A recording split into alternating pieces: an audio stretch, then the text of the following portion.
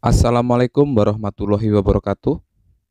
Di kesempatan kali ini kita akan belajar bagaimana cara membuat pola rok duyung dengan pecah 8 atau pias 8 ya teman-teman, rok duyungnya. Jadi sebelum kita membuat pecah 8-nya, kita harus buat dulu untuk pola dasarnya teman-teman ya. Untuk membuat pola dasar, kita harus perlukan dulu untuk ukurannya ya teman-teman. Jadi untuk ukurannya di sini lingkar pinggang 70, lingkar pinggul 90 dan panjang rok adalah 90 cm ya teman-teman. Oke, sekarang kita lanjut untuk membuat pola dasarnya. Jadi ini tepi kertas ini adalah nanti untuk tengah muka ya teman-teman. Kemudian kita buat siku-siku di sini. Nah, kita buat siku dulu di bagian sini. Kemudian ini nanti untuk bagian atas ya teman-teman, atau untuk bagian pinggang. Kemudian garis ini kita tandain dengan garis A ya teman-teman. Nah, ini adalah garis A atau garis pinggang nanti. Kemudian kita cari untuk turun pinggul teman-teman ya. Untuk turun pinggul di sini itu standarnya sekitar 19 cm ya. Jadi dari garis A kita turunin 19 cm.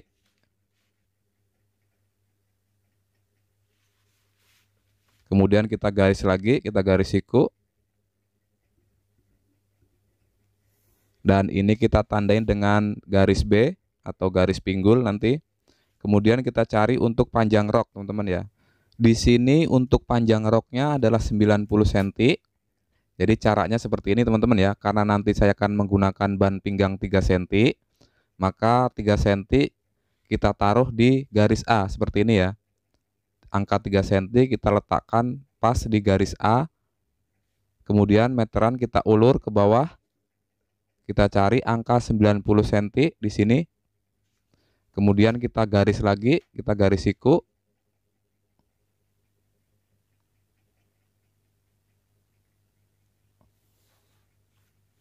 Kemudian ini kita tandain dengan garis C. Kemudian kita cari untuk rumus lingkar pinggang teman-teman ya. Jadi untuk lingkar pinggang adalah 70 cm. Karena nanti saya akan membuat polanya itu antara depan dan belakang itu sama ya. Jadi ini polanya itu bisa dibuat depan dan belakang. Jadi 70 kita bagi 4 sama dengan 17,5 ya. 17,5. Kemudian kita tambah 3 cm untuk kupnat ya.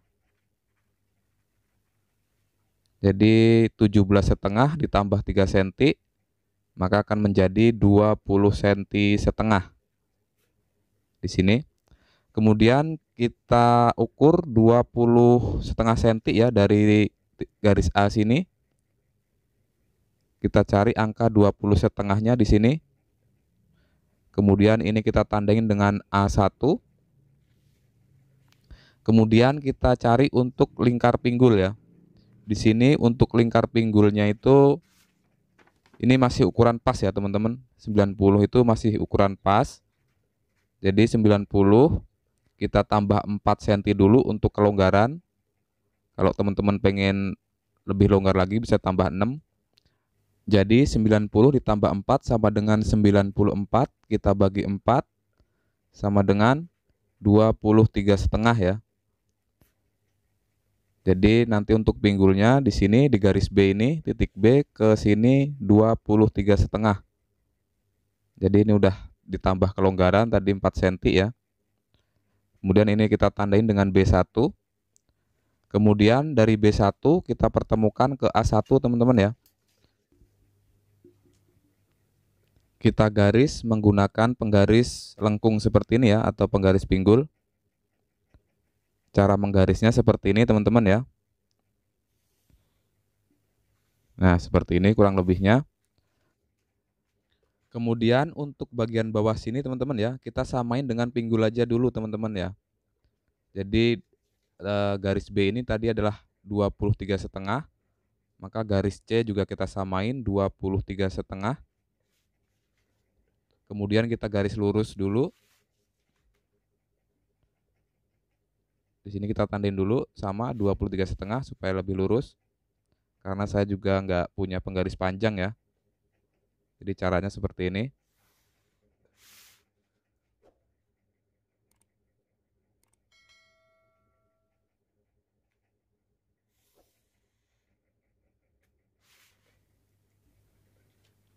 Kemudian kita cari untuk kupnatnya teman-teman ya.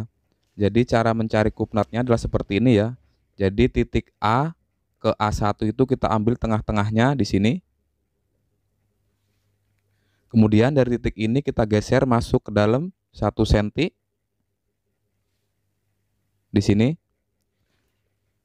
Kemudian kita ukur dulu di sini ada berapa senti, kita samain ke bawah sini supaya nanti garisnya lurus. Kemudian kita garis ke bawah seperti ini.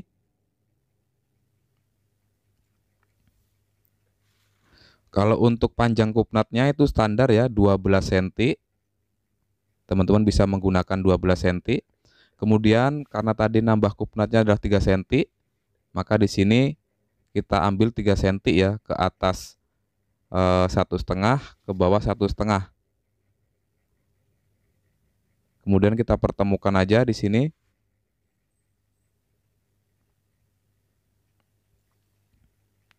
Nah, ini kupnatnya udah jadi ya, teman-teman. Kemudian kita cari untuk garis lututnya, teman-teman ya. Untuk garis lutut, biasanya standarnya itu dari garis A ini kita turunin 45 cm ya. Di sini 45 cm-nya. Itu standar ya, teman-teman. Kalau bisa, teman-teman bisa ukur sendiri orangnya. Nanti garis ini tuh adalah garis lutut, atau nanti untuk batas mengembangnya ke bawah ya, atau batas pecah polanya ke bawah, supaya mengembangnya itu nanti letaknya di garis ini ya. Dan inilah garis lutut. Kemudian di bagian pinggang ini kan rata-rata kalau rok itu agak turun ya. Di sini teman-teman bisa turunin dari garis A ini kira-kira 1 atau 1,5 cm. Kemudian kita garis lengkung seperti ini. Nah, seperti ini. Jadi nanti di bagian depan itu agak turun ya. Tapi kalau teman-teman menggunakan yang lurus juga bisa sebenarnya. Cuman supaya lebih bagus aja, di sini akan saya turunin. Kemudian kita fokus lagi ke garis lutut ya, teman-teman. Di sini. Jadi kalau lutut, antara lutut ke pinggul itu kan ya mengecil ya. Di sini teman-teman bisa kurangin 3 cm di sini. Atau teman-teman kalau pengen ngepas banget ya dikurangin 4 cm. Tapi takutnya nanti kan ngelangkahnya agak susah ya. Di sini saya kurangin 3 cm. Kemudian di sini kita garis menggunakan penggaris lengkung seperti ini. Untuk cara menggarisnya seperti ini ya, usahakan jangan sampai patah untuk menggarisnya. Nah, kira-kira seperti ini. Oke, karena di sini tadi kita gesernya 3 cm ya. Maka di bagian bawah sini juga kita geser dulu 3 cm. Di sini 3 cm-nya. Kemudian dari titik ini kita pertemukan ya ke sini. Nah, seperti ini. Kemudian kita buat garis lurus ini dari kupnat ke bawah ya. Usahakan lurus, kita samain dulu. Di sini ada berapa senti. Kemudian kita ukur, samain ke bawah.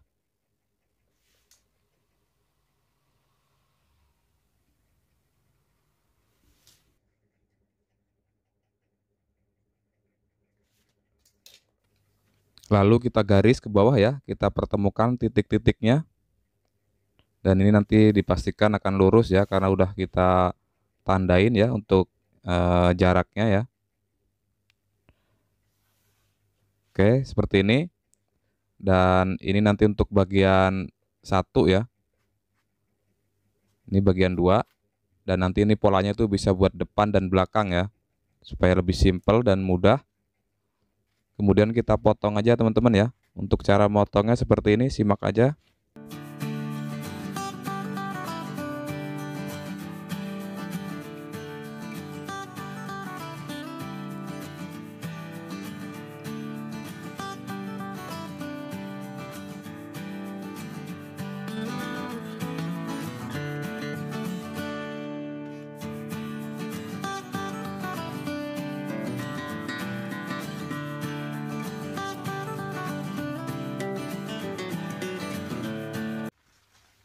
Oke, setelah kita pecah polanya ya, atau kita potong, sekarang kita tinggal buat pecah polanya ya.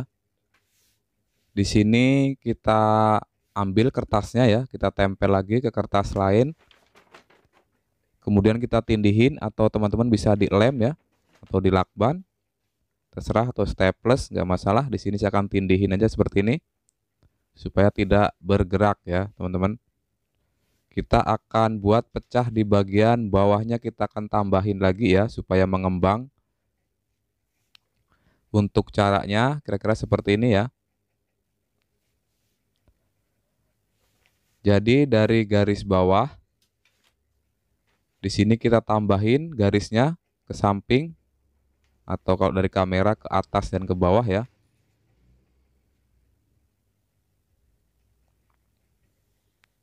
Nah, di sini. Kemudian dari pola tadi ya, pola yang kita buat tadi, di sini teman-teman bisa tambahin ya. Minimal itu teman-teman bisa tambahin 5 cm ya, minimal. Tapi di sini saya akan tambahin 6 cm, atau teman-teman kalau pengen lebih mengembang lagi bisa ditambahin 7, 8, terserah ya. Kemudian kita pertemukan ke garis lutut ya. Di sini garis lututnya. Kemudian di bagian sini juga sama, kita tambah 6 cm. Kemudian kita pertemukan lagi ke garis lutut.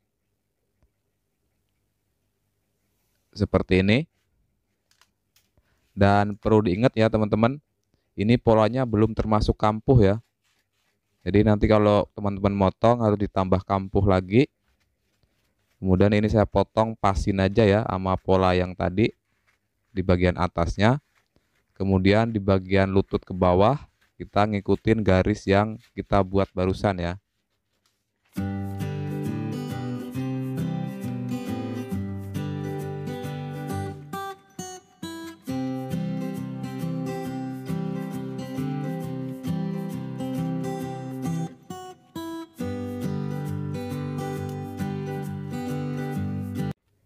Nah, ini dia pola satunya udah jadi ya. Di pola bagian satunya yang kita pakai adalah yang pola ini teman-teman ya. Yang pola barusan itu udah nggak kepake lagi. Kemudian kita pecah lagi untuk yang kedua ya. Ini tadi belum dipotong, maaf, lupa ya. Sini kita potong lagi untuk kupnatnya. Untuk caranya sama teman-teman ya. Jadi caranya seperti yang bagian satu tadi sama. Setelah kita tindin seperti ini, di bagian bawah kita tambah lagi ya. Kita garis di sini. Kemudian kita tambah ke samping 6 cm ya, dari pola yang udah ada kita tambah 6 cm. Karena tadi kita nambah yang bagian 1 6 cm, di sini juga 6 cm sama. Kemudian kita pertemukan ke garis lutut ya. Untuk caranya juga sama seperti yang bagian pertama tadi.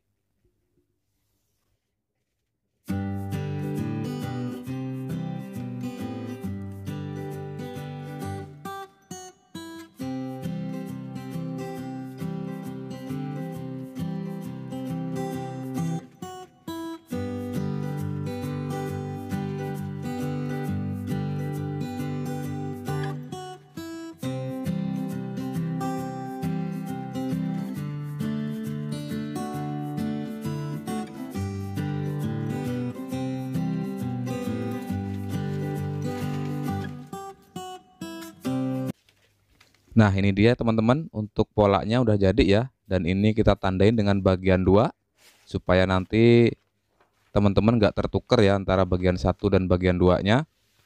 Seandainya nanti kita jahit maka akan menjadi seperti ini ya, dan bawahnya akan mengembang seperti ini. Dan pola ini nanti teman-teman bisa gunakan untuk pola depan dan belakang ya. Seandainya teman-teman nanti bingung ya, di sini kita bisa tambah lagi untuk tanda panah ya, supaya lebih jelas dan tidak tertukar. Kemudian kalau untuk posisinya, nanti pola itu akan seperti ini ya. Mudah-mudahan teman-teman bisa mengerti ya. Coba lihat gambar itu yang saya kasih tanda. Berarti nanti posisi pola itu akan seperti itu ya jatuhnya. Oke, terima kasih. Semoga teman-teman paham dan mengerti apa yang saya omongin. Cukup sekian. Wassalamualaikum warahmatullahi wabarakatuh.